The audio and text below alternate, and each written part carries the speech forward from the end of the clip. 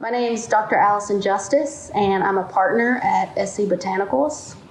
My background is in academia. I have a PhD in plant sciences from Clemson University. After my stint at Clemson, I went to California to work in the medical marijuana industry for about 3.5 years, and then moved back home to South Carolina, where we created SC Botanicals. So one of the biggest problems in the hemp industry is THC.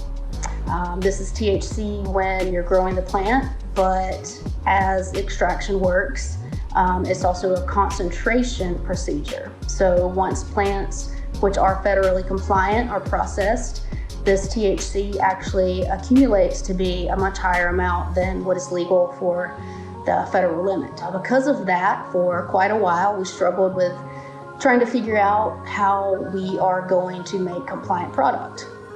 The existing choices were dilution, chromatography, which can be extremely expensive and very slow input or throughput. We thought we would be a little bit creative, put our thinking caps on, and do some experimentation in the lab. Prior to being at SC Botanicals, at Alcove, the medical marijuana facility, we did some experimentation looking at the conversion of THC to CBN. At the time, this was an experiment for creating CBN, so creating a product that could potentially help with sleep. Obviously, at that time, the goal was not to necessarily get rid of THC. We did see a little bit of potential there for this process. So we took this process to South Carolina, SC Botanicals. We did a few things to change up the procedures, look at different variables, and eventually were able to completely remove the THC from hemp crude by using a similar process. The process has evolved significantly. It went from a very small lab scale procedure to now being a fully automated system, which we can do in batch scale with just about as big as volume as anyone could want. In addition to SC Botanicals, I am owner and founder of the Hemp Mine. The Hemp Mine is a vertically integrated cannabis business where we focus on everything from breeding, small plant distribution across the U.S., processing, making consumer good products, and distribution of those products throughout the U.S.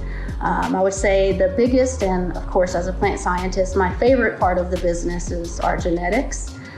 We've really went above and beyond with putting science and data across how we choose our plants, how we grow, and how we set up farmers for success with genetics.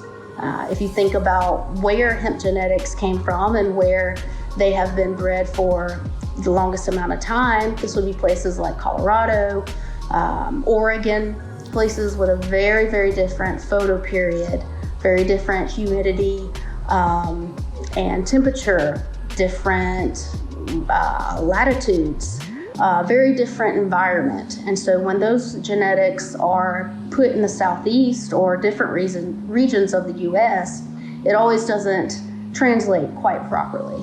And so what we've been doing is selecting for the southern climate, so places with a much shorter photo period, places closer to the equator that get very hot and very humid, which, if you know plants, can be a perfect combination for fungal pathogen. We select for natural resistance against those. And this passes through properly to other states, which might not have such extreme environments. And we trial these genetics with universities and with partners across the US. Our biggest thing is making sure that the farmer has success, because if the farmer doesn't, of course we won't either, and we won't repeat customers. So putting those data points around our genetics is what we strive and thrive to do.